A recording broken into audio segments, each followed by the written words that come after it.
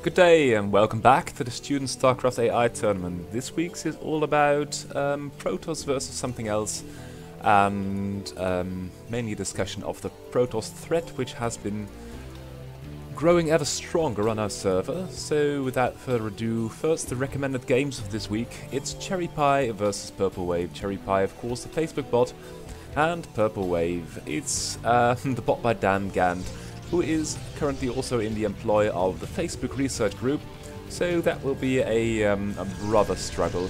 Let's see how it's going to pan out.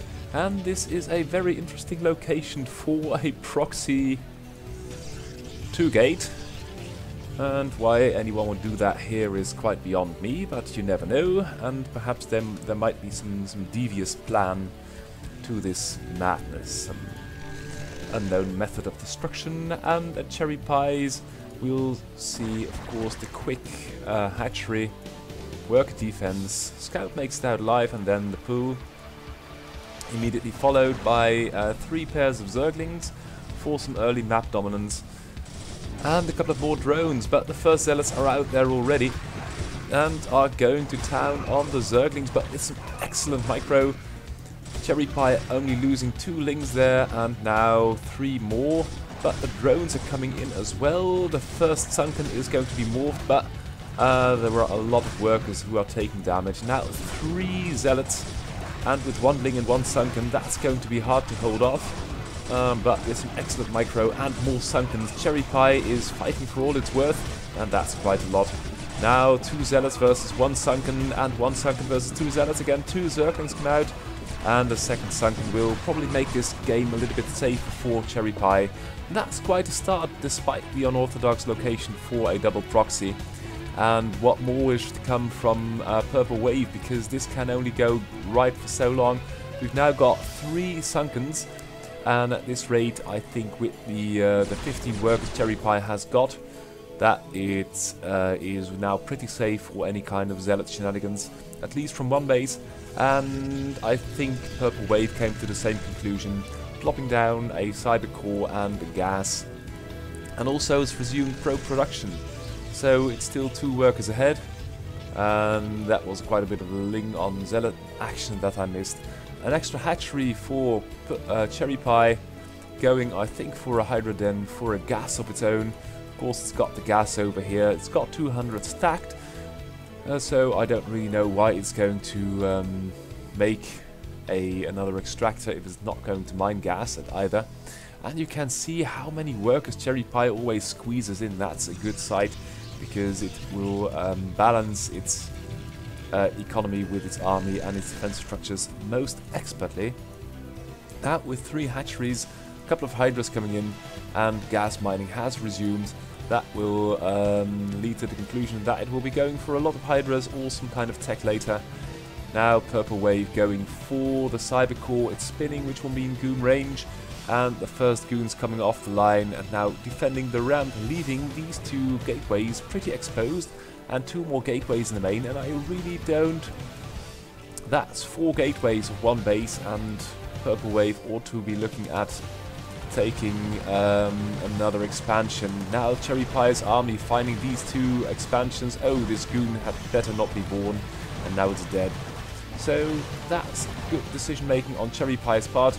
First going for the expansion, and now Cherry Pie is going to have to face this Protoss army.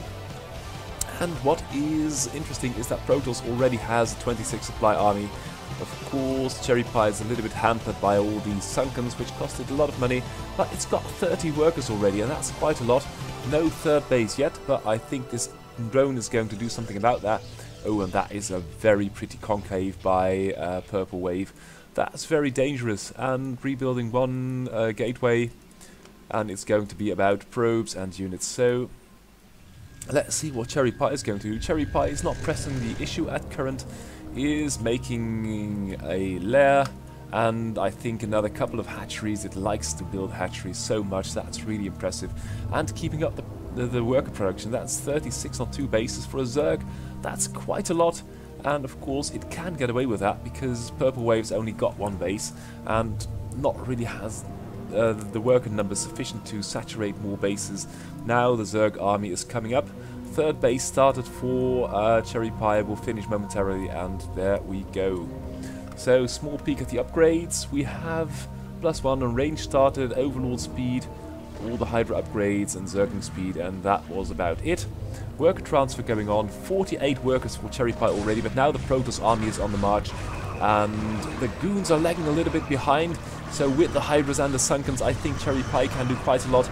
The Zerg army, though, is decreasing rapidly, only about 10, and now the Goons can do some micro, but with the Lynx coming up and the Hydras venturing out from base, this Goon army is in grave peril, and what can it do next, because there are only 3 gates, and there is a 3-base Zerg looming in on the map.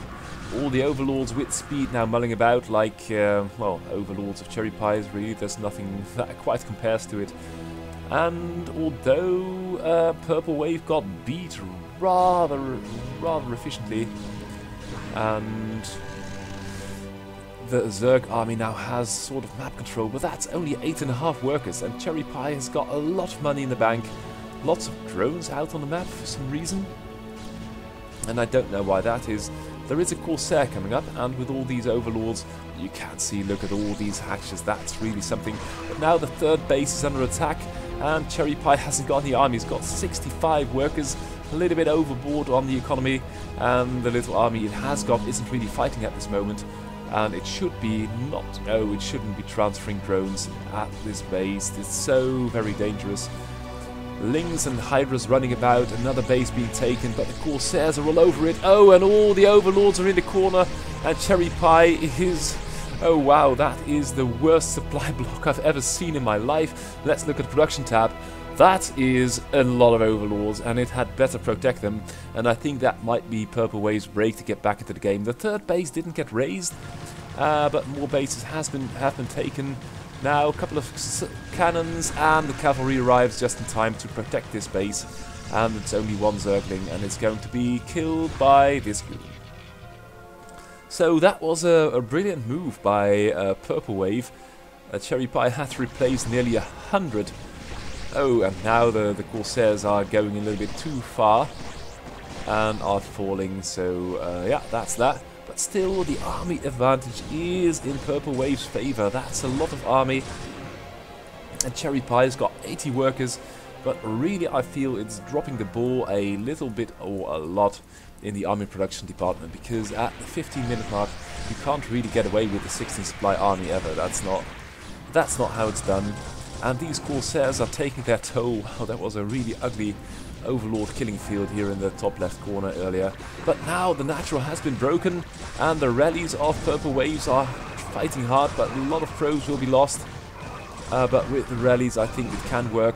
Now the main army of Purple Waves is invading the natural choke, and of course there are 2 Sunkens, but still Cherry Pie with an abysmally small army, and the probes are doing a lot of fighting, but versus +1 Zealots I don't really think you ought to do that. And of course these hatcheries are pumping out units as fast as they can, but still, oh wow, look at this. This is really a full-fledged macro battle at this point, and this is another base by Purple Wave. So many units, and I think that Zerg can just hold this if there are not going to be reinforcements. Oh, and the colonies are under attack with the Zerglings, but there is an Archon there as well, and Archons versus Lings, that's a battle Protoss like any day. The natural defense has not been broken, but has been bypassed, and now the main is under attack. And Zerg still with a pretty small army. Protoss appears to be retreating, going for more drone kills. Still, the 2 Sunkens are there. And, ooh, the natural was under attack once more. Dark Templar coming out, always a good idea, because with all the Corsairs roving the map, the scouting battle is clearly going in Purple Wave's favour. Still only 9 army supply for Cherry Pie. Building a lot of Hydras, but also throwing away a lot of units. This is not a safe zone for drones. And the composition of Purple Wave is growing stronger and stronger. There will be more High Templars. There will be Archons, and lots of cannons all over the place, lots of production, and, well, the main is mined out, of course. The natural, oh, the natural's been torn down. That's going to hurt, because now it's only 2 bases, and Cherry Pie, although still with a pretty small army, Purple Wave at this point can't really compete because it's got no gas, and it really ought to build more Zealots to counter that. Oh, Cherry Pie, what are you doing? Why so many drones and infrastructure and hardly any army at all? So somewhere it's still building hatcheries all over the place, but there are no units. It's only 9 army supply and we are 20 minutes into the game. That's really weird. Still the naturals there, and the Corsairs are killing overlords as fast as they can. But there are enough Hydras out now. So really it is now all about combat micro. The natural for Protoss has been retaken, but will it be safe? A couple of cannons would do wonders, and Protoss really needs more bases because these two are getting low already. Probes are being balanced all over the place, but the fact is, in the end, you are going to need more bases. Oh, nice storm, but excellently dodged by Cherry Pie.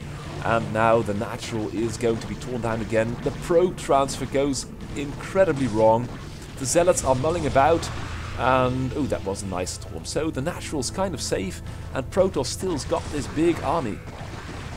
Going to need a couple of good storms though. Because these Zealots versus Hydras, that's not really going to work. And oh dear, look at all the Hydras. And where is that Protoss ginormous army that is supposedly, oh, not so ginormous anymore.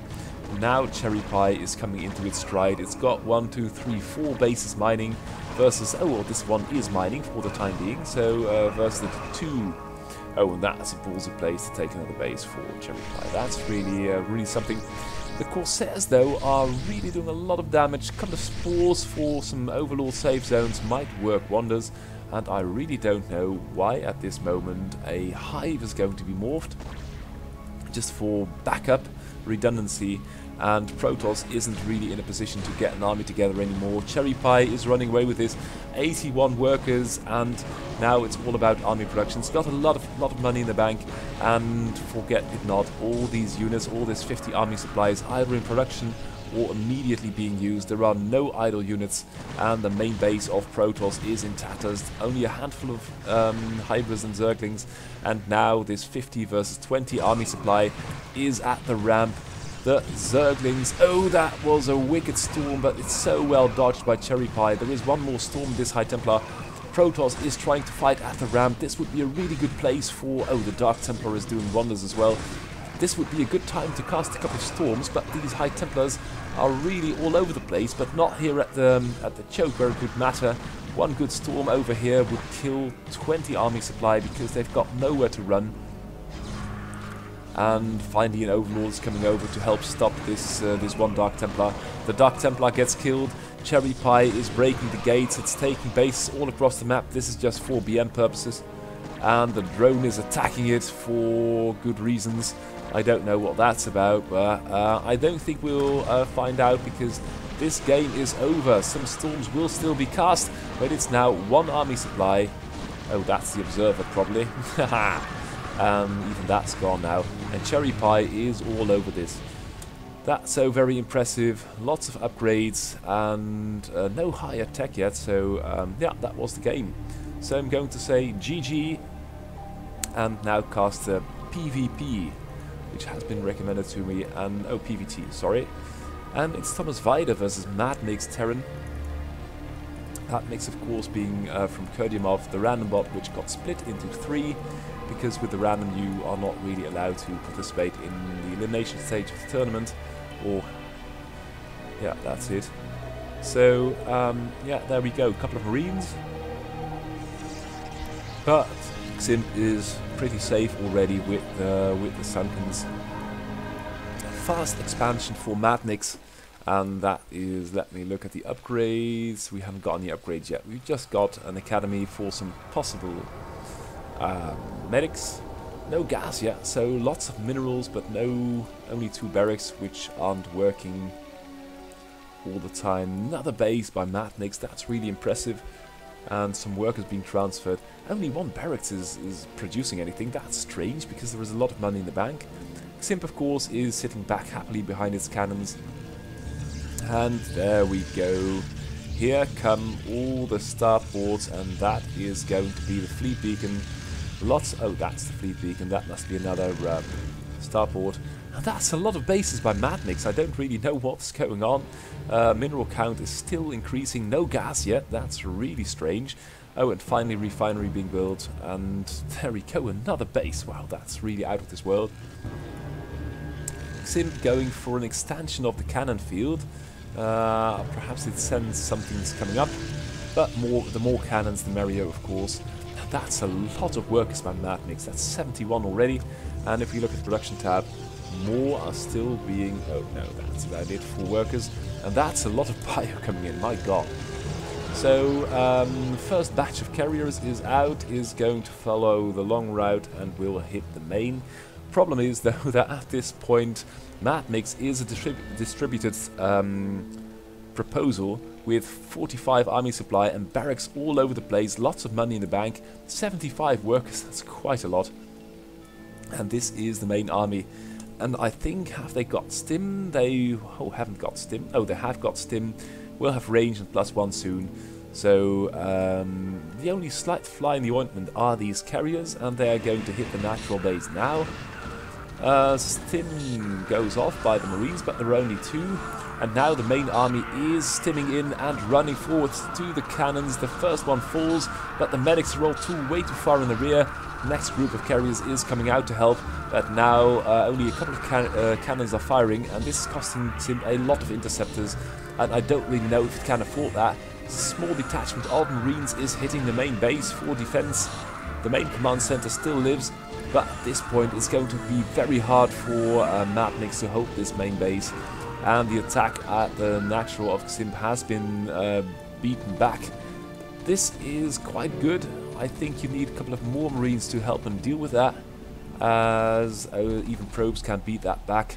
At this moment, though, there is so much happening all across the map, and although these carriers are still over here trying to kill the main, there are only one group, but the second group is coming up as well. And now with the medic, this one Marine is doing what it can, but what can it do? There are 4 carriers coming up, and a lot of cannons as well. Oh yeah, and there it goes. So carriers in the main are still there, and Madmix has got the infrastructure, but hasn't got an army. Where have we seen that before? Wraith coming in, but it will be blasted from the sky pretty quickly by all these carriers. And this is only the first group of carriers, and it's still sort of intact. Oh, one drops, because there are Goliaths coming out as well. That's pretty good. But Ximp is taking more bases now, and that will mean more carriers. Oh, and the Valkyrie coming to have a look at the main base. Always a good idea, but we've now got 8 carriers in the main base. A couple of Goliaths trying to stem the tide, but I don't really think it's going to be enough. There are so many interceptors. The map is really showing up as sort of infected by the green. And Madmix really ought to produce more, or do something about this power generator, because it's getting stuck with a small detachment of Marines, which very like to have here in the main to help fight off the carriers. The Goliaths, though, are now increasing in number, and this Valkyrie is firing. These Valkyries are firing into the mix as well. It must be a more really hurtful experience for these interceptors. And this Valkyrie is, I can't really see how much damage it's doing, but it's nice for the special effects. There are so many missiles flying away with the interceptors. Next carrier group will be on its way shortly. Where is it going to be? Oh, but it's gotten stuck at this base over here. That's really strange. That's uncharacteristic for Ximp. And there is now a hybrid mech and bio army trying to hit the natural, but I don't think that would really work. There are about 7 carriers still over here. And this main base is such a battlefield. There are turrets, there are Goliaths, there are SCVs repairing stuff, there are even Marines, and these carriers are now in the firing zone of the Marines, and this one's taking a lot of damage. It's going to fall. No, it just makes its way out just right in time, but this is an impressive amount of anti-air, and I don't really think these carriers can get very much done with the stim and the medics. Look at how much firepower is in this Marine group. This, oh dear, this poor interceptor. But there is a no, that's another group of reinforcing carriers is coming up. But I think this is not going to work ever. And this group is growing stronger as well. So Ximp is under a bit of pressure, but it's got the minerals. And because Matmix has been mining for such a long time, these bases are getting pretty low. And, whoa, this is a big money thing for Ximp. All these interceptors will have to be rebuilt every time, and you can see it. Ximp has got more gas than minerals. It's got such a lot of carriers, but all these interceptors are practically being wasted by this anti-air battalion. Oh, and that's going to be a physics labs. Will we see battle cruisers? I do so hope so, because that is awesome. Battle cruisers versus carriers, which could be what could be better? And now these carriers with an arbiter are trying to get something done as well, but these science vessels are there as well. And ooh, the Goliaths have been brought along for some extra range. No tanks yet, but this base is under a lot of pressure, and these two cannons may fall, will fall. This group of carriers can't get anything done. Ximp is struggling for minerals. It's got so many bases. Of course, the natural's out. It's got two bases. Only 2 bases left. And then you will run out of minerals pretty quickly. The main base of Matmix is sort of safe, and that's really impressive play by Matmix if it gets into its stride. Of course, these interceptors and marines. Where are the marines? The marines have all been sent off to the eastern front, and perhaps the carriers can now break through. There are arbiters there as well, which will mean that you will actually have to spend money to repair all these Goliaths. Marines would be better over there because they can do more free damage, as they can be healed by medics at the cost of energy. This base for Protoss, though, has been gunned down. One more control group of carriers coming along, and there are no medics, so this anti-air defense is crumbling. And if Matmix loses the main, well, it doesn't really matter because there is so much stuff all over the place. That's really impressive. So many bases. Could try and take this. Oh, is trying to take this base, at least building a production facility. But the carriers now have broken the main, and that means that these Goliaths will have to fight really hard to get it out of there. Ximp now racking up the minerals again, sort of holding this base over here, and the medic cover isn't really as good as it should be. But now this bio group is trying to... Oh, the medics are targeted first. I think that's a good decision, because now we've got 4 medics with low energy, and that's really hard for Terran to break. And more carriers getting stuck at this base, and an arbiter and an observer getting stuck here as well. These carriers in the main, though, are doing a lot of damage, and Ximp can regain its economic footing in this game. Only 39 workers, but it's only got 2 bases, so I'd say that's okay. Building a little bit of a bank. Lots of mines on the map, but unfortunately no ground units to be seen for Protoss. And this Goliath thing is really not going as well as planned. It would be infinitely better had Terran a large marine medic contingent over here. And these carriers, oh dear, where first the interceptors got so much hurt inflicted upon them, now it's the carriers who are dishing out the damage by the bucket load. And you can see Xim not really surpassing this 170 supply for some reason, but is doing very well with this cannon wall and the moonwalking carrier. That's pretty impressive. And yeah, no, it's not. Oh, it did it again. No, that's pretty impressive. I don't know what it's doing. And still, oh, this control group of carriers which have been stuck here has been aroused by these marines. Marines are getting shot to pieces, and Matmix is struggling to get any kind of army together.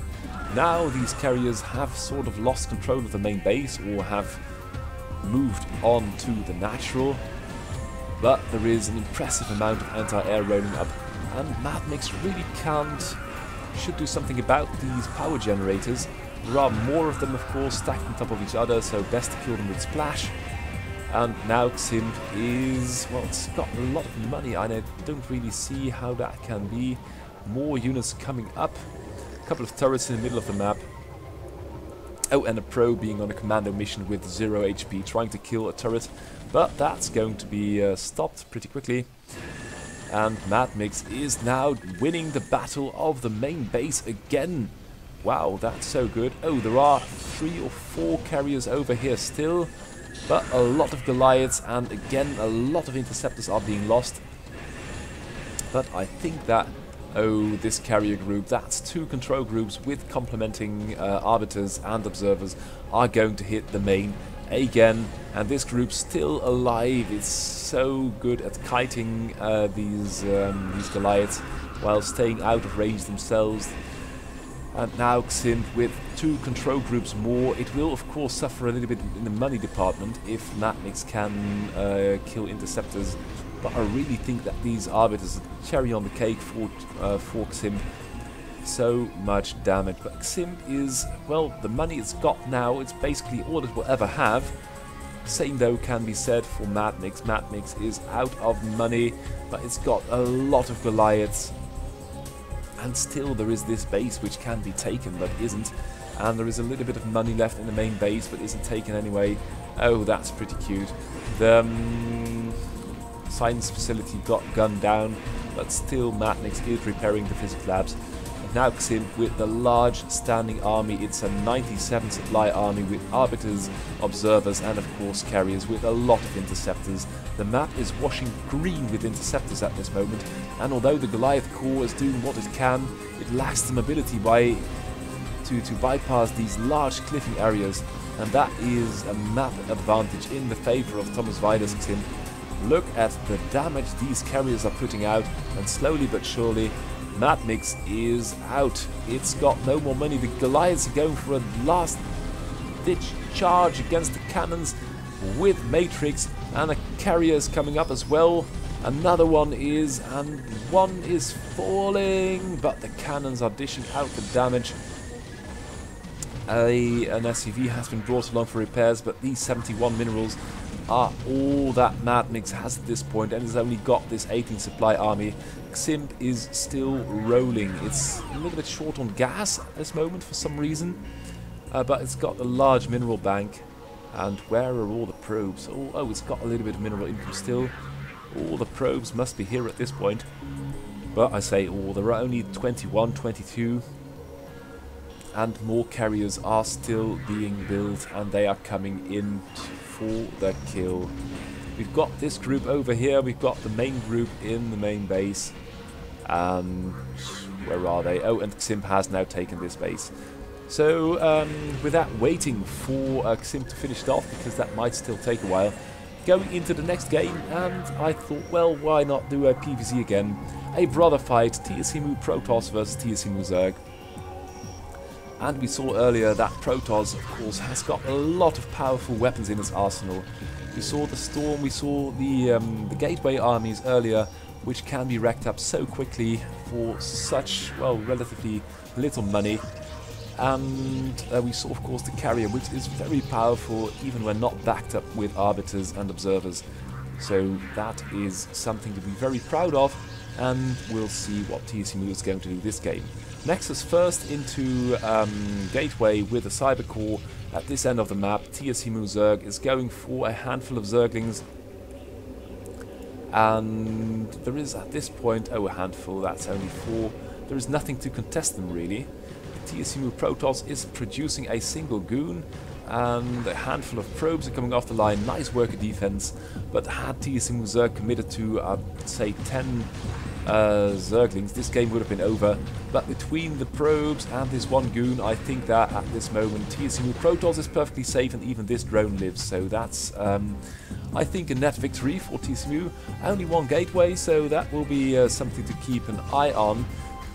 But I think with 2 goons you can do quite a lot versus some stray Zerglings. The TSEMU Zerg is, for some reason, oh, there is a scouting probe, so that's why these Zerglings will have to come back.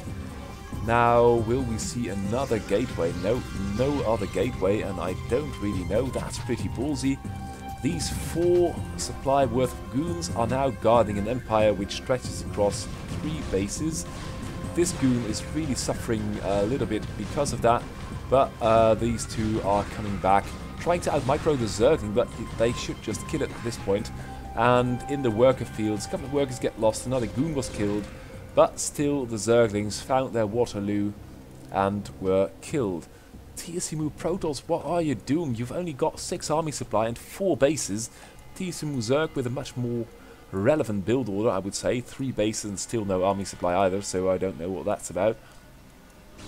But still, we've only got 1 gateway, and it's quite beyond me to think what's going on. and TSMU is building a lot of probes.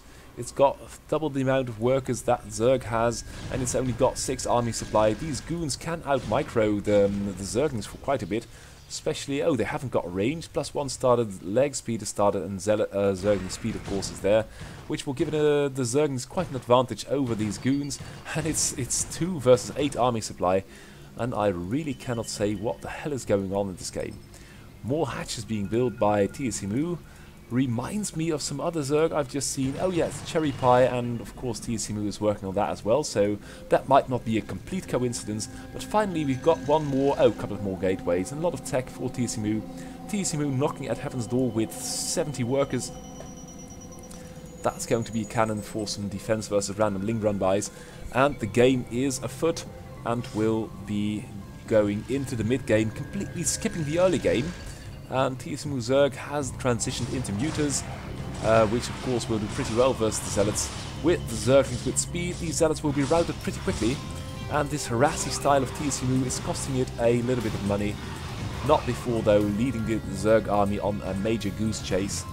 And this base is very exposed. TSMU Protoss only got, it's doing a round of work army now, but these Zealots are just arriving in the nick of time to help save this base. A Zergling Muta army is rounding up goons though, and there are only 2 cannons, but the Zerglings run by into the next base. Unfortunately it's empty. A couple of more cannons might do wonders, especially if you've got this much money and no army to speak of. At least no army to cover the space of these 4 bases. And the Zerg is trying to fight, and that is something that Protoss should be doing at this point. Get an army together, because if you're lagging 8-10 army supply behind the Zerg, you're not doing it well. And keep it together, and then dish out the damage, because in harassy style, these expensive Protoss units can be quite vulnerable. Of course, Hydras counter Zealots, Mutas counter Zealots quite expertly, and the goons will then have to fight quite hard to try to outdo the damage. Now you see this small control group of Protoss units. Of course the occasional Hydra is going to suffer a little bit, but all in all Protoss is losing army. And the only thing, oh wow, the only thing keeping Protoss in this game at this moment is its vast economy, and the fact that TSMU Zerg is teching up like a madman. That's a 3-base Defiler kind of build. Have we got Defilers yet? No, we haven't. Are they in production yet? Yes, they are. So TSMU Protoss had to really rather be careful, because that, oh well, that's a lot of gateways. And if you get away with this eco-heavy style with 70 workers for such a long time, of course you can afford a lot of gateways. But Zerg is now going in for a lot of army production of its own, still in the army lead. This Observer will just live because there is no overlord speed. That's a bit of an omission on TSMU Zerg's part. But this Protoss army is not really coming together, and these gateways are having to pump really hard to just keep up. Zerg now is going for another base, so it will be 4 versus 4 base.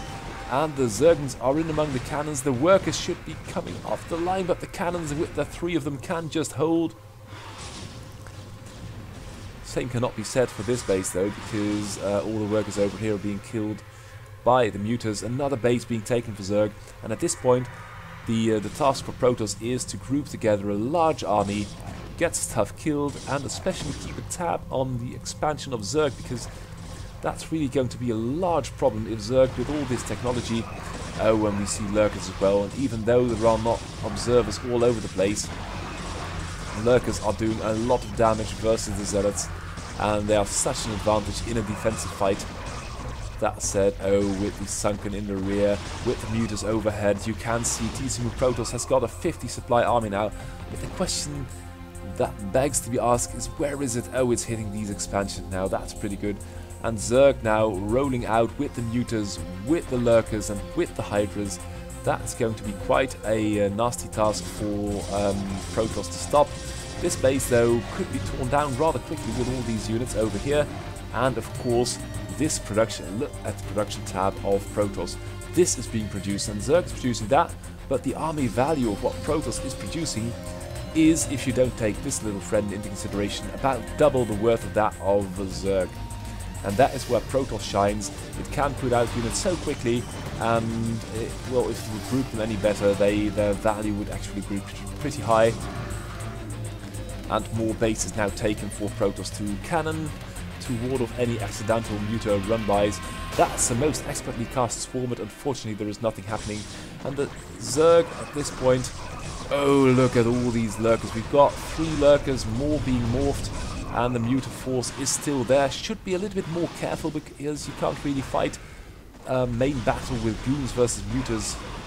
The Mutas will suffer too much cost-wise, and the goons can do quite well. And if the infantry is catching up, then with the Mutas overhead, you're in a good position because you can do this extra little bit of damage versus the Zealots. And once the Zealots are out of the way, the Hydra Ling Lurker army can take care of the goons pretty efficiently. Now we've got a Defiler.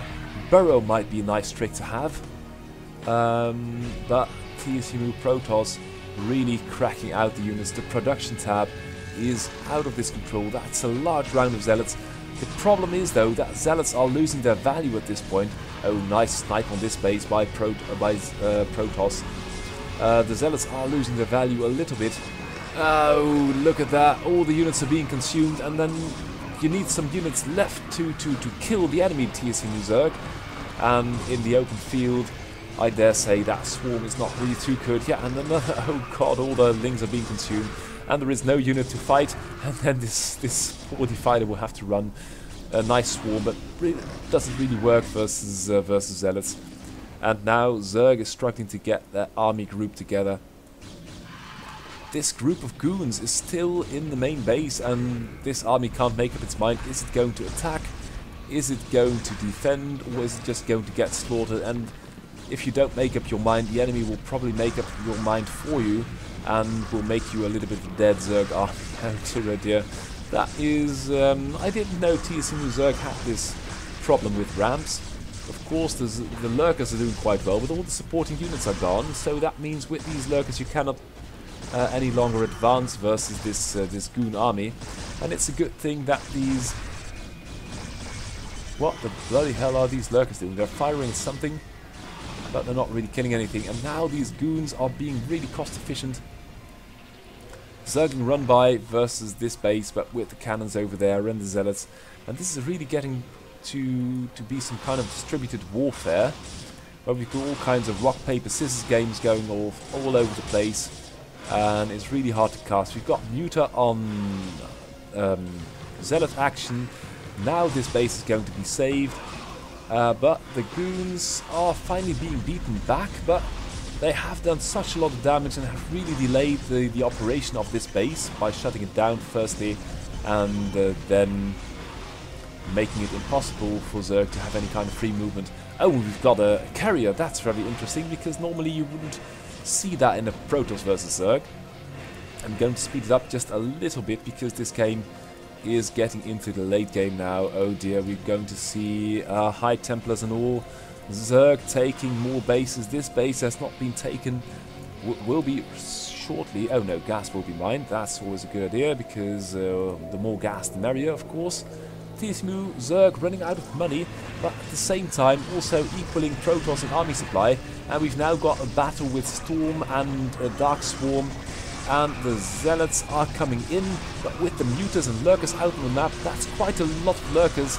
Lots of Storm going off as well. But with the Swarm approaching this base, I say Protoss is in a little bit of trouble.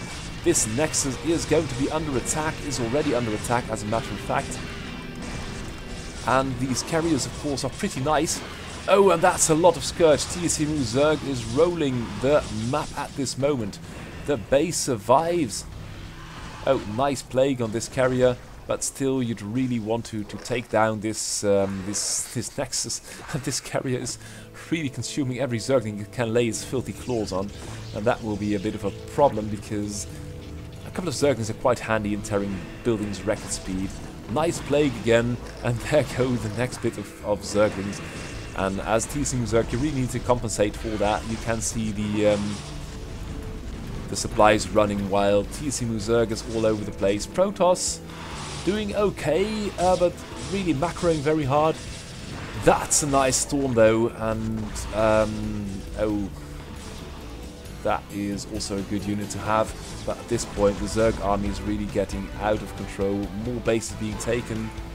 This base overrun, and I dare say one cannon is not enough to stop this Zerg army. Luckily for Protoss, a small portion of it will move off to somewhere else and only later stream in. The probes are trying to come and help, but so are the mutas for Zerg. And this cannon is... oh, that's a nice bit of tower defense. But now the workers are out of the way. The cannon is going down, and boom, there it goes. So at this point, this is what a Protoss base looks like. Lesson to be learned: keep your units tight together and fight in formation, not let them wander off on their own. They're quite vulnerable. And if you've got a good Zerg on the other end of the line, you will probably see something like this. But good game nevertheless, and the next one is going to be about a new bot. And yeah, this one first. It is Banana Brain versus Cherry Pie, and sorry if this game is full of cherry pies and TC moves, but I really like to make a point about PvX, and X of course being the other opponent. Next week we'll have all sorts of other interesting games.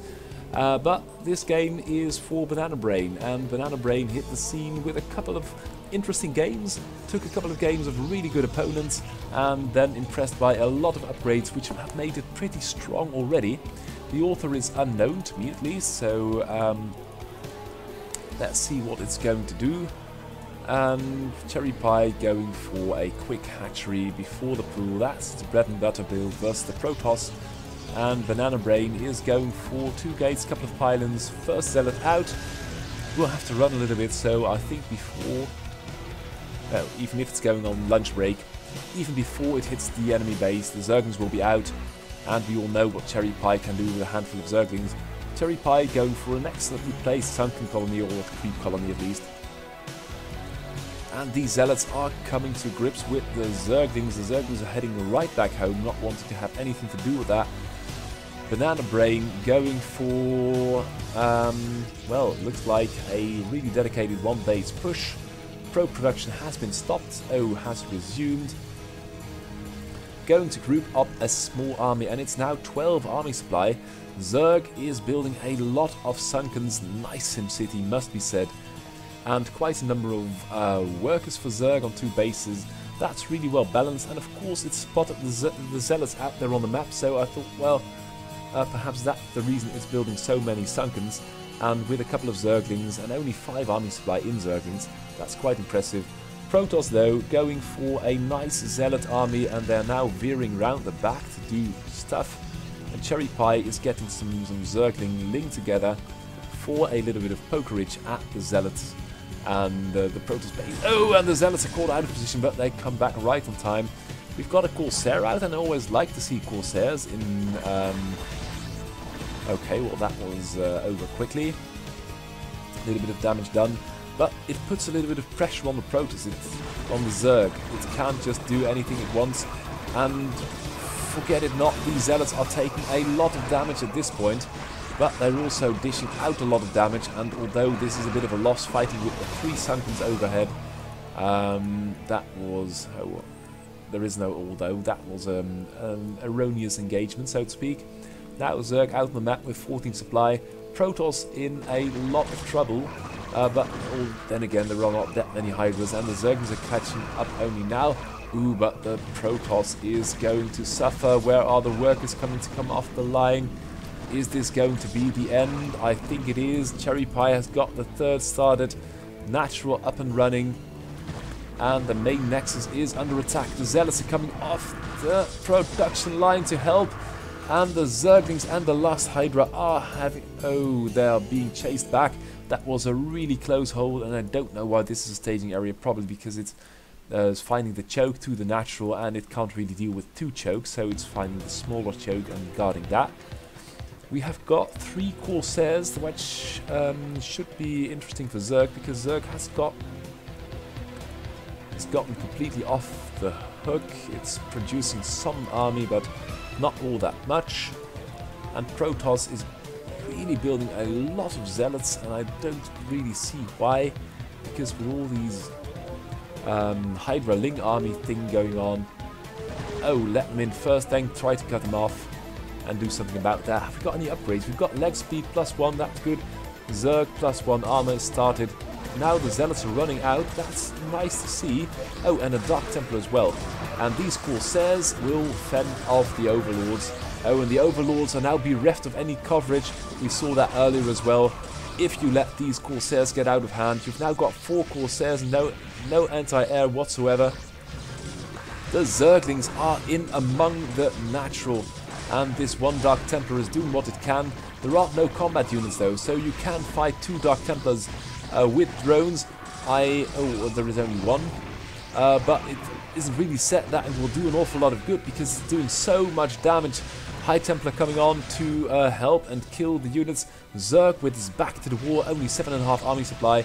The Corsair count is still growing. There are about 5 or 6 of them now, and they are chasing Overlords left and right. Cherry Pie is not supply blocked, but that's mainly because such a lot of workers have been killed, and the army is suffering versus these High Templars as well. There is no detection anymore. The Zealots are coming in from all over the place, and there is a 3rd base being taken. Main is mining out though, but I think that Cherry Pie is under a lot of pressure. The Hive is under attack even, and Cherry Pie really needs these colonies operational right now to help him produce army, because the Natural's just been taken out. The Main is not really safe at this point, because the Corsairs and the Dark Templar are doing so much, but that Storm caught the Dark Templar as well. And now I think there are only the Corsairs. And what is this stupid... Fight the bloody Corsairs, Mr. Hydra, will you please? And there it goes. So, for the moment, Banana Brain is not letting off the pressure. 1 second, rolling in with the Zealots on the main base. There are some Hydras and Zerglings, and of course they are somehow securing this base. But you can see more units are being streamed in, and the Corsairs are all over this. Cherry Pie is suffering so much, it will need to produce Overlords and units all the same. This base hasn't been hindered at all. Could have built some workers there to make up for the workers lost in the Main and the Natural, but now with the Main and the Natural out of commission, the 4th base being operational for Banana Brain, the 5th being started, this is how you play Macro Zerg. And of course Cherry Pie isn't the best Zerg in close quarters defense, but it's still a pretty good enemy. And as a newcomer, Banana Brain is handling this most expertly. This is what the main base of one of the top Zergs looks like, and that is nothing to scoff at. The army is hitting the 3rd. There are so many Zealots all over the place. If we were to look at the army composition, we'd see 33 Zealots, 3 High Templars, 3 Dark Templars, and the Zealot count is increasing. Of course, we also see a couple of Corsairs. There are 6. Upgrade-wise, it's looking quite okay. Plus 3 weapons, which leads to the conclusion that the author of Banana Brain is knowing what he's doing. Of course, this is an interesting add-on as well to build the energy upgrade for the High Templars. And that was the game. So I thought, well, can it do so again, or will Cherry Pie learn? I took the next Banana Brain versus Cherry Pie, because you can always get away with 1 win versus an opponent. But that's basically how you play Protoss. You can produce units quickly and cheaply, then use them to put a lot of pressure on the enemy. And, oh, this drone taking a small chunk out of the shields, off the Nexus, then gets killed. And now the base is much more favourable to Protoss, because it has only to guard 1 choke. And Zerg is on the back foot again.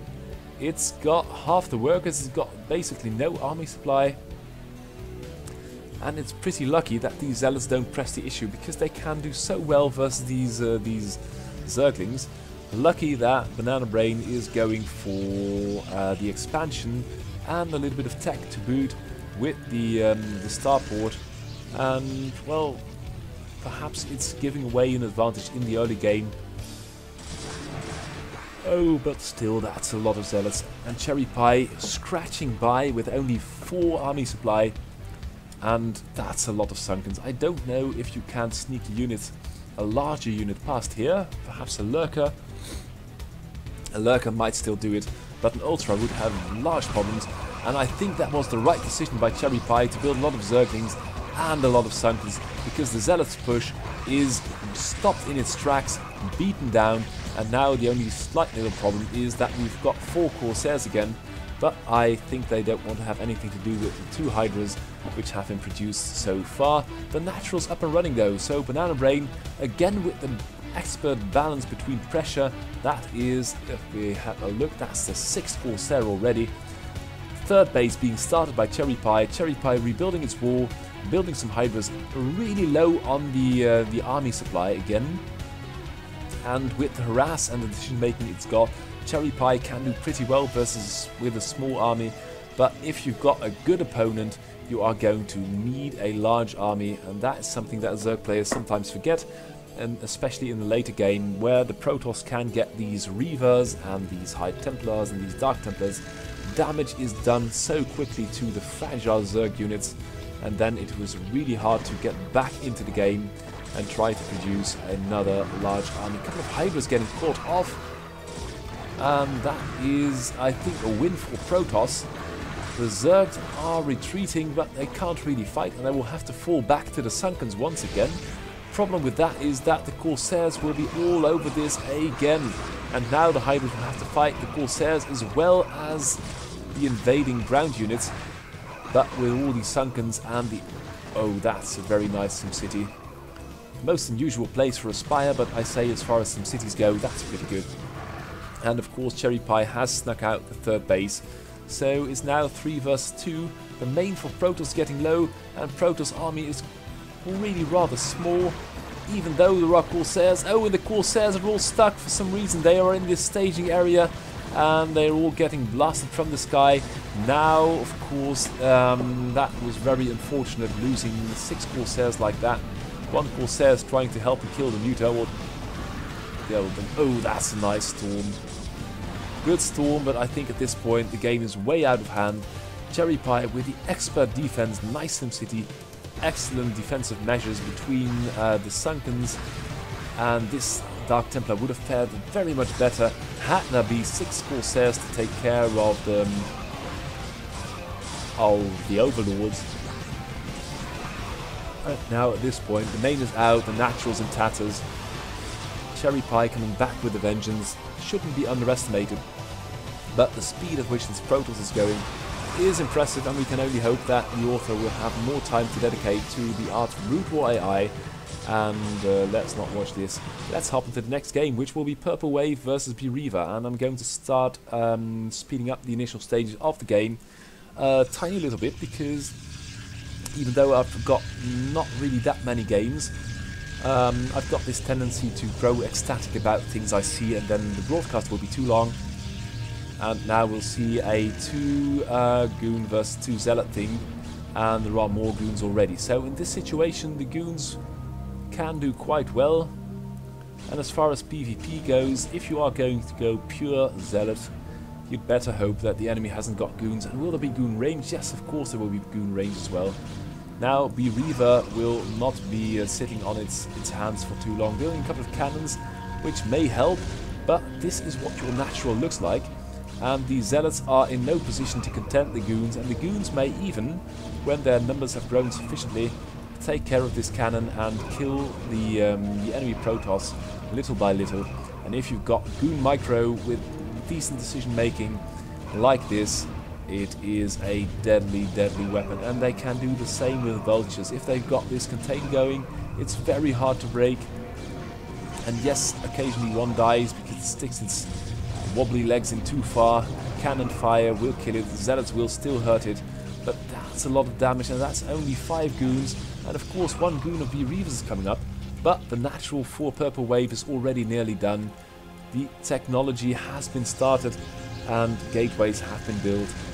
So yeah, there we go. Too much damage, I think, and more Goons are coming. Excellent decision making on the build order, because I see no Zealots. It's just going to be Goons, Goons, Goons, and Bereaver. Bereaver, what can it do? It's got no army whatsoever, and that is that, as they say. Natural up and running, no army for Bereaver. It can still pull a comeback with the Zealots and the Goons, only I don't see it happen. I don't see it happening. A Reaver would come in very handy.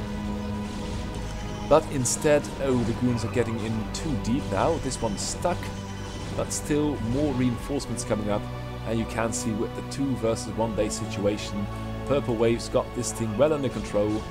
The army is growing stronger and stronger. It's now 30 versus 0 army supply. The cannons are falling. The goons are now in the probe line, and I'm going to call... Oh, there is a Reaver though, so let's see how that's going to pan out. But it's getting in too close, it gets shut down, and now the game is over, officially. So, all the work is gone. One more Reaver, perhaps. And got the micro. Now the Zealots are coming in. And surely this game is now over. So that's the GG. Next game up, another PvZ, and it's Purple Wave versus Team Hammer. Wow, I've got really way too much Purple Wave in this broadcast, but it's such an excellent Protoss that it doesn't hurt to have one more game with it. Let's see what I've got more. Oh, and that was the last game with Purple Wave. So I think I can justify that. And of course the gas steal is, well, delaying the Protoss, but not really going to work. But perhaps it may break the Protoss build order, you never know. Lots of Zerglings out of Steamhammer. Steamhammer doing this of very few workers, 2 hatcheries, a lot of Zerglings. Oh, and now it's sneaking in another worker and the natural. So by now Purple Wave should know that the pressure is pretty much over. There is of course still the Overlord overhead, but that's not the largest problem. And this probe can't really move out because it's not a safe zone, and I like that you as a Protoss or as a player recognize where it's safe to move or to expand. Then again, wow, that's what I like about Microwave. Always a little bit reinforcing the contain, because you know the enemy is going to produce units, and if you've got a couple of spare minerals, just send over another couple of Zerglings. Zerglings always come in handy, and if this batch of Zealots is moving out, you have got this 12-20 Zergling thing where you can always fall back on, and you won't have to put out 20 Zerglings with a couple of Sunkens to help stem the tide. That's a nice Sunken placement. If the enemy doesn't do run-bys, that one's even better. And so that's pretty well done. And now the Protoss is sort of pushing out, trying to take more space. And then you've always got this Zerg army where you can rely on. A simulator has been built, no gas. Oh well, a little bit of gas has been mined. I wonder for what purpose? For no purpose at all. So Protoss mined gas and did nothing with that, then took the probes of gas. And Steamhammer is really rather slow in the expanding department. No, very few workers. Now the Zerglings are pulling a run by, killing some workers, but at this point Protoss has got such a worker lead, it doesn't really matter. And now the Zealots are free to do whatever they want, and the thing they want appears to be lying in a southerly direction. And it's a good thing there are 4 Sunkens now. Well, if I see this Zealot train coming up, I'd really would like to have seen 20 Zerglings along with these Sunkens to help do something about that. Protoss now going for another base, and this is why, as a Protoss, you can be pretty dangerous. Oh, and I really don't know why they let up on the Zerg now. That's not how it's done.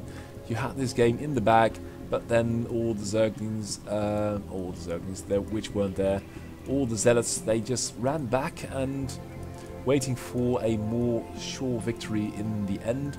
I don't know if that's going to come though, because Zerg just snuck out another base, and there is a lurker now. Correction, there are 2 lurkers, and that can be rather detrimental to the health of these Zealots.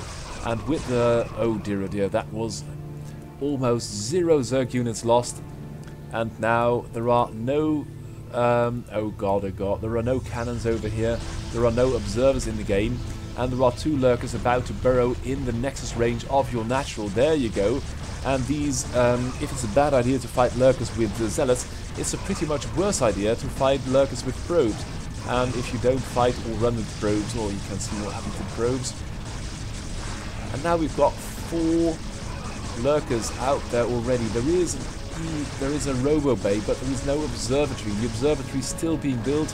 And by then I think it may be too late. The third is up, protected with cannons, but Zerg has now got 3 bases, and you really got to be a lot more adaptive, and you can't run into the mid game without any cover for detection.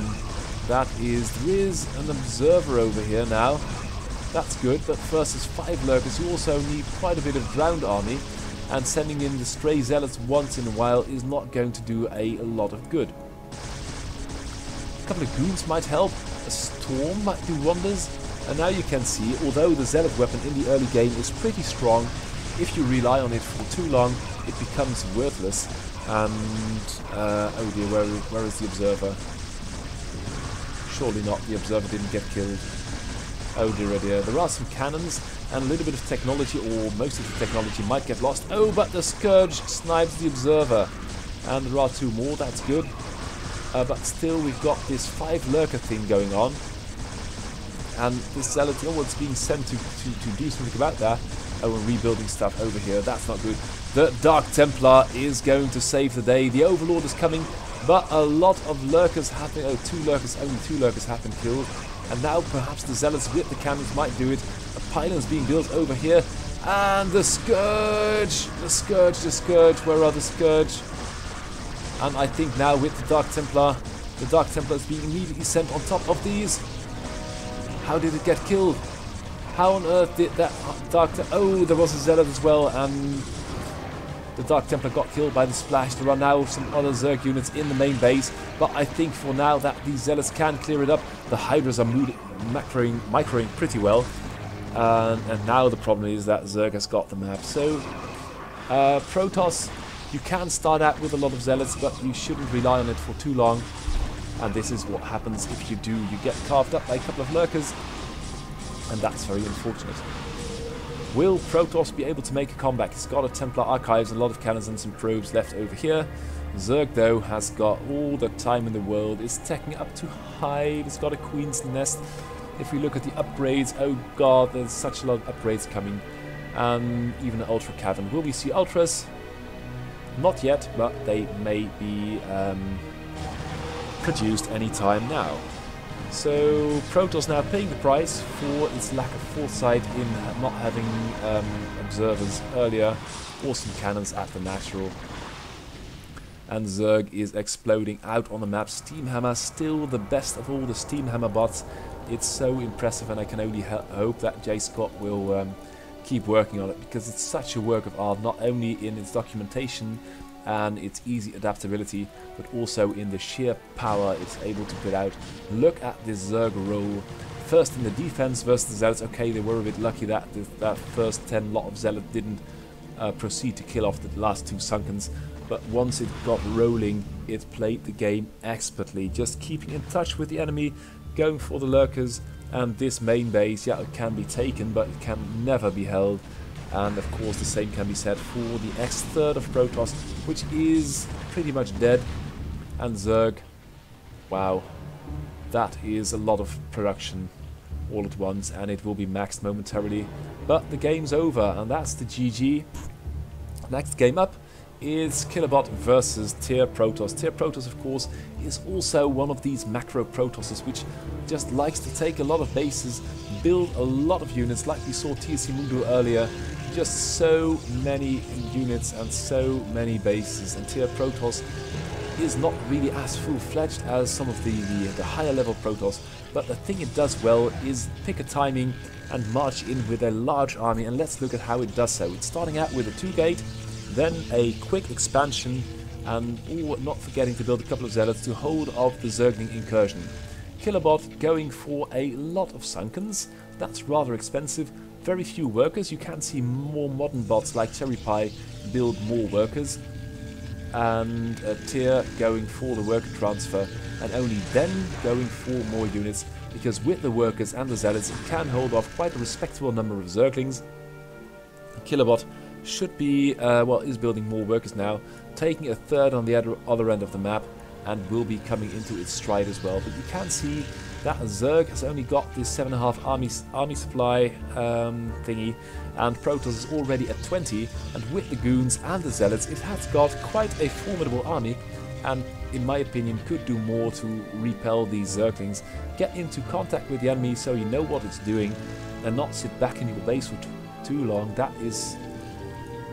can be quite expensive in the long run, because Zerg could take all the bases in the map, and with a couple of Sunkens, maybe go for Lurkers, and before you've got detection, that's really dangerous. So you've got to be out there to know what's happening.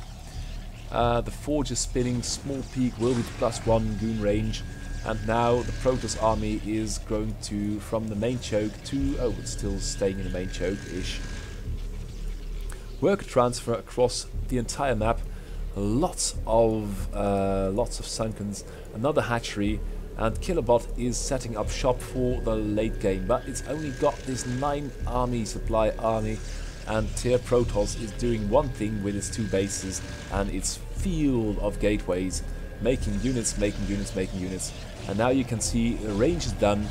It will move out. +1 is starting, Zealot speed is, or +1 is halfway done, Zealot leg speed is starting, and now Killerbot will have to scramble to get anything together to stop this 60 supply army, and that is very, very dangerous. And at this point you would like to have Cloak, you'd like to have Lurkers or any kind of higher tech to help and save that. Drones being evacuated, another base being taken at the other end of the map again. And with the 2 Sunkens in the rear and the Zerglings, I think that Killerbot can sort of hold on, but still this is a lot of goons, and if you are only fighting that with Zerglings, it's going to be very, very, very costly. This Sunken is way too exposed, and Tier Protoss, is it reinforcing? No, it's just gathering up another army. Main base getting a little bit low, 3rd base being taken though, and the 4th base in the face of the enemy as well. And these goons are doing quite well, and there is no supporting units. Killerbot has only got this 2 army supply army, and it can't do anything with that. So that's a testament to how dangerous these gateway armies of Protoss can be. Even a good Zerg like Killerbot is falling now to the goons.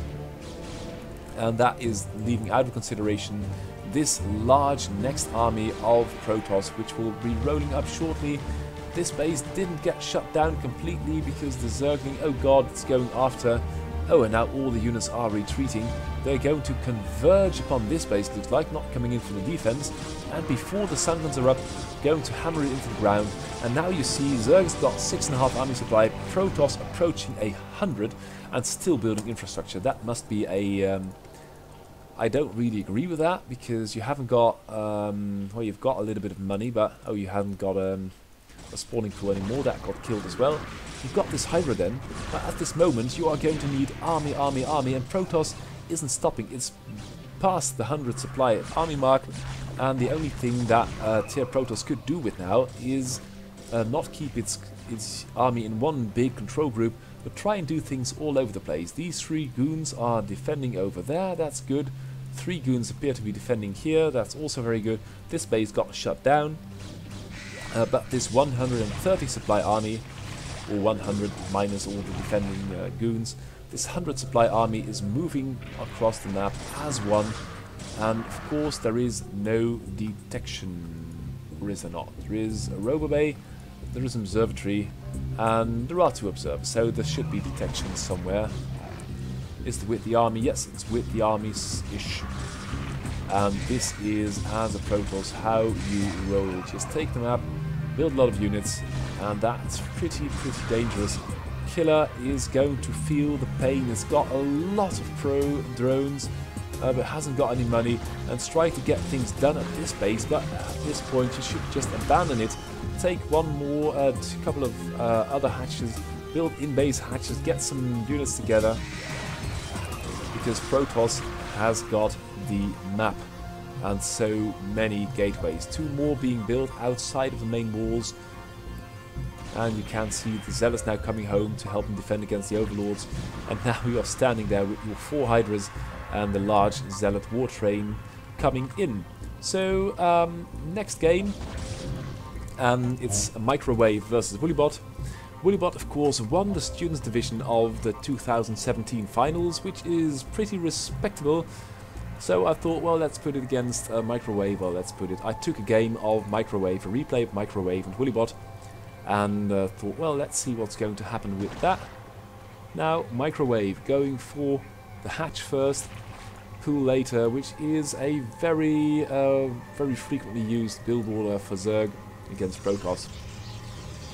Woolybot going for 4 Zealots, sending them out on their way, but they will meet some Zergling opposition, and now we get this nice tug of war, each army estimating, can I take the other one, can I lick it?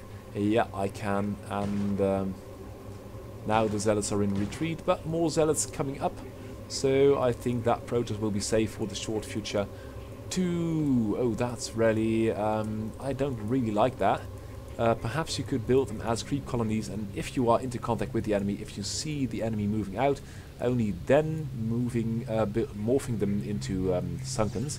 But Woolybot going in with the Zealot train, now with 3 gates, 1 base, handful of probes, and let's go at it.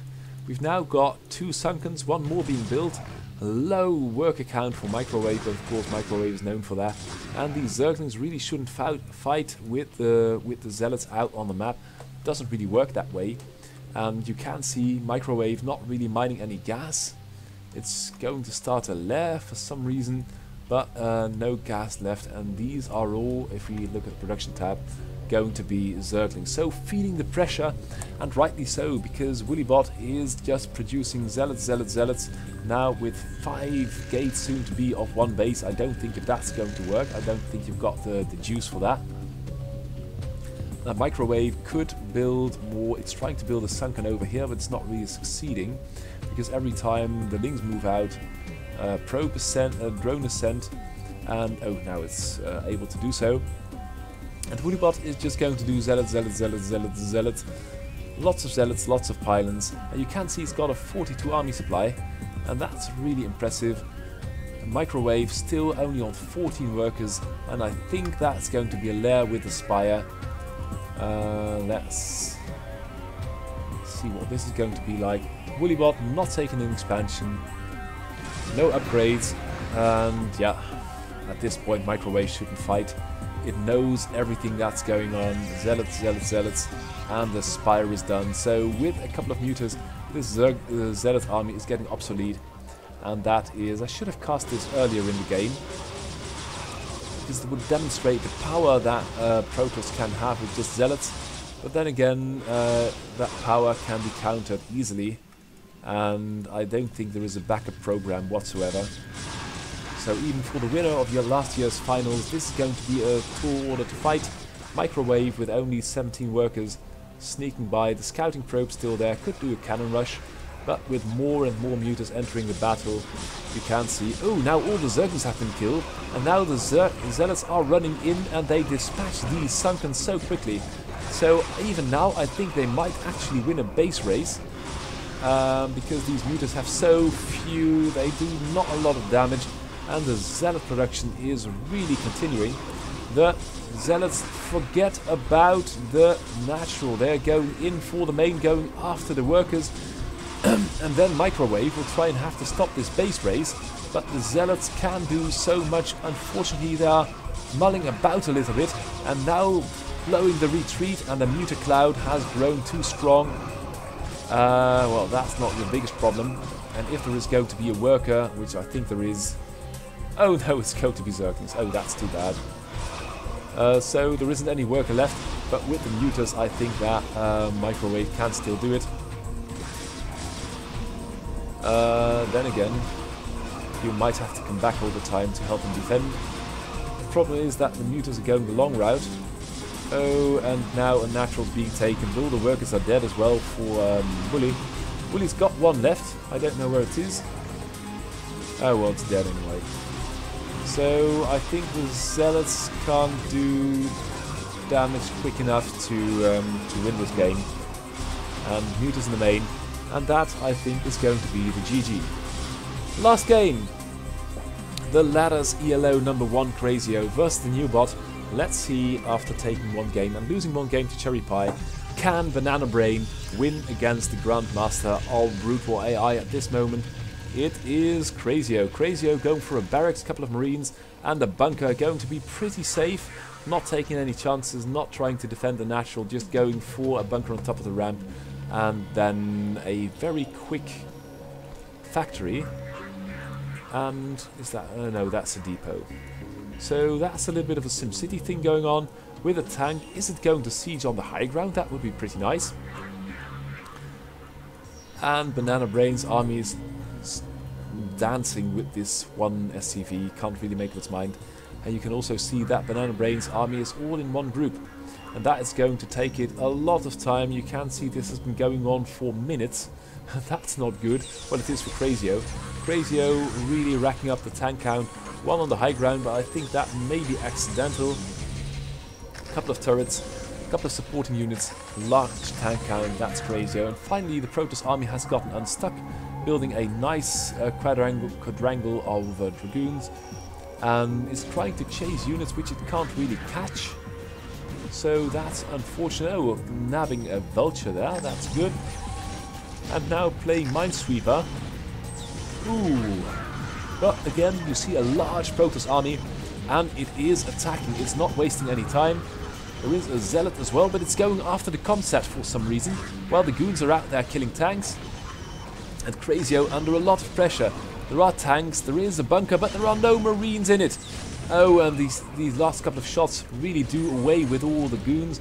Is there a third for Banana Brain? No, there isn't. The Natural Command Center is still standing, the Observer is falling, and now the Goon, oh, this Goon is moving into range of the siege tank. But Banana Brain is putting a lot of pressure on Crazio. Crazio being a little bit careless with its tanks. And now it's only got 2 tanks. The Natural Command Center is going to be in tatters. That is a spider mine, so this base cannot easily be taken by Protoss. Protoss going for units. And at this stage, I think that's the right decision. Crazio will get some more tanks, having mined out the rear minerals as well. But it's one base down and has lost a lot of units. Oh, but this is something that Banana Brain shouldn't do. That is a good defensive tank line. Haha. Really impressive by Crazio. But Crazio still will have to move out. Now hitting the base again with the Vultures. But there are observers. Ooh, and Banana Brain's anti-Vulture micro isn't the best yet. Nice tank up on the high ground at this forward position. More tanks come out, and Crazio immediately taking the natural because it knows it's got to. Banana Brain really ought to have taken the third. It had Crazio sort of contained, but then pressed the advantage with the Goons versus siege tanks behind this wall. Didn't really work. Now Crazio's out of the bag. Natural Command Center nearly finished. Third base of Protoss only started just recently, and the natural must be getting low as well. But for the time being, the main of Crazio is getting low as well, so even if the natural is almost up and running, it will be a 2 versus 1 base situation again. And we all saw how dedicated Banana Brain can be with the fights against the tanks. And although it hasn't got really all that many Zealots at this point, oh, the mines! It can do still, oh well, never mind. The tanks of Crazio have grown in numbers. Now the Vultures are protecting the tanks. Might be a little bit more on top with the repair, but I think versus Banana Brain you can get by with a relatively slow repair. And there are all the SCVs again. So Crazio's army is in good shape. And that's something you should never count out, that if you've got a Terran army with half HP, it's basically only worth half of the supply it's representing. Mutats, Mutanders, all the positioning advantage you can get with tanks, of course. Fourth base being taken by Banana Brains, third base being taken by Crazio. We are going to go into the mid-game. Crazio's tank count has grown to respectable numbers once more. Banana Brain, what's it going to do? It's lagging behind in army supply, and I think that is because it's so headstrong in attacking these tank positions. First killing all the Vultures, and the tank's doing so much damage. This tank on the left is doing a lot of damage as well, and Banana Brain would be in a much better position if it had brought some Zealots as well, because the Zealots can tangle with the Vultures and they can then take out the tanks much more effectively than Goons can, because a siege tank in a shootout versus Goon is worth about 2 Goons, disregarding any splash damage, because 10 siege tanks can deal with 100 Goons if they are micro now with another 100, but 10 tanks can deal with 20-25 Goons. That's you get all kinds of scale advantages as a Terran, but still I think that Banana Brain is doing rather well. It's building a lot of Goons, which is good. Production tab is looking like this: probes and Goons, and Nexus, Pylon, and it really might do some other units as well occasionally. The entire army in one control group is a little bit messy though, because these vultures, if you have to kill these vultures, oh no, not one control group, or this must be a scouting goon, clearing up some mines. These vultures are really being a pain in the ass. And the Protoss army is coming in for more. The tanks of Crazio are behind the bridges, are on the high ground, are behind this bunker. And you can't see what's happening to the goons. They get turned into blue soup, and Crazio loves blue soup. With 3 bases mining, it can produce a lot of units, and where once Banana Brain had a supply advantage, it has now a large disadvantage, and mainly that is because of the composition, because if you are going to fight Crazio, oh, that's might be something as well. No upgrades at all. Siege mode. Oh, and that is, what's that? Is that EMP? Why would you have... Oh, well, Crazio knows what he's doing. But now it's all kinds of bases, and the problem is that Banana Brain is only building goons, and Crazio has got this large army, and if you look at the army tab, we've got 18 tanks versus 18 goons. Disregarding all the supporting units, Crazio is at the moment nearly equaling tanks and goons. And now we'll start its slow death march, rolling up to the enemy. The goons are being shielded out by the vultures, not on the right flank though. Might kill a couple of tanks, but you can see what these tanks are doing to the goons with the repair of these SCVs. Crazio being on point in this game, and yeah, the observers can observe quite well, but they should also be telling the folks back home to send something other than goon, and only one goon in production at this moment, because Crazio just raided this base over here, raided that base over there, and that is still with the main tank core rolling up, and the vultures have just taken down the natural, the 4th base, 3rd base without any tank help, and Banana Brain's out of money. So some work to do still. Only 3 observers remaining. Crazio still #1, status quo maintained. I hope you liked this broadcast about Protoss versus the other races, and we'll hope to be seeing you again next week. Goodbye.